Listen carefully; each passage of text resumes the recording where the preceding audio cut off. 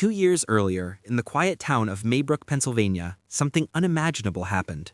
On a Wednesday at exactly 2:17 a.m., 17 children from Justine Gandy's third-grade class suddenly bolted from their homes and vanished into the night. Only one student, Alex Lilly, remained behind. Nearly a month later, the community is restless, desperate for answers, and suspicion falls on Justine herself. Principal Marcus Miller places her on leave. Shunned and depressed, Justine relaxes into drinking and starts a reckless affair with her married ex, police officer Paul Morgan. But she can't let go of Alex. Worried about him, she visits his home and notices unsettling details.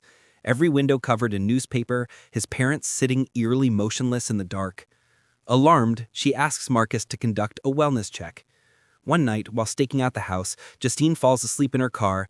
Then we see Alex's mother come inside the car, cutting a lock of Justine's hair. I'm convinced the whole movie was just a PSA on locking your car doors. I almost threw up when the mom climbed in the back seat with the scissors. Meanwhile, Archer Graff, father of missing student Matthew, grows frustrated with the police's lack of progress. Poring over surveillance footage, he notices that the missing children's paths all seem to converge near Alex's neighborhood. Both he and Justine begin having disturbing dreams of the children and the strange elderly woman painted in clown-like makeup. Elsewhere, Paul arrests James, a homeless addict, during a botched burglary. While searching him, Paul accidentally pricks himself on a syringe and lashes out violently. Realizing his body cam recorded the assault, Paul is forced to release James. Later, James sneaks into Alex's home looking for valuables and discovers something horrifying.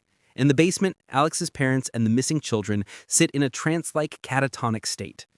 Hoping for the $50,000 reward, James tries to report this to the police, but instead finds himself hunted by Paul, terrified his secret will be exposed. James flees into the woods, sees the mysterious old woman. When caught by Paul, James insists he knows where the missing children are. Paul drives to Alex's house, leaving James handcuffed in the car while he investigates. Hours later, Paul reemerges and drags James inside.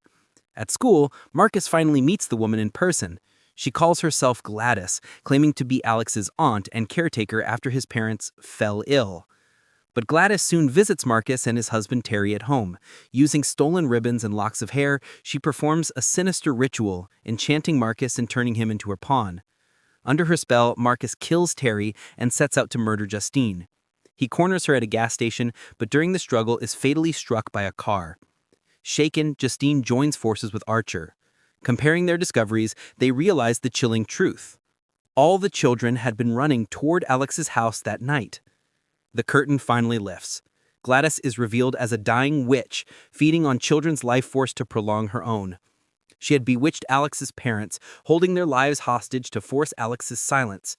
Then she manipulated him into collecting personal items from each classmate, locks of hair, ribbons, belongings, which she used to lure the children into her basement prison. The poor Alex had to feed all of them. The creepy kid whose whole class disappeared keeps buying out all of the Campbell's chicken noodle soup. Justine and Archer break into the Lilly home. There, they are attacked by the enchanted Paul and James, whom Justine is forced to gun down. In the chaos, Archer searches desperately for Matthew in the basement, but falls under Gladys's spell and turns against Justine. Upstairs, Alex makes his stand. Using a strand of Gladys's wig, he mirrors her ritual, binding her instead. The missing children awaken, surge out of the basement, and chase Gladys into the street.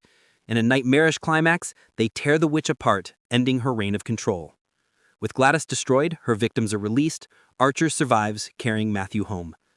When it got to the final scene and it seemed like it was going to be Julia Barner and Josh Brolin versus the witch, as much as I'd enjoyed it up to that point, I was like, this is a little underwhelming. Then 17 kids chased a witch through suburban America and ripped her to shreds with their bare hands. Damn. I like how the regular citizens did better detective work than the cops, just like in real life.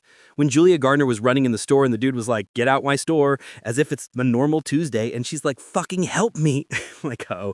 Or when Brolin's character had that jump scare in his dream and woke up and said, "What the fuck?" when he woke up. It's just great stuff. I rate this movie 9 out of 10. Share your ratings in the comments.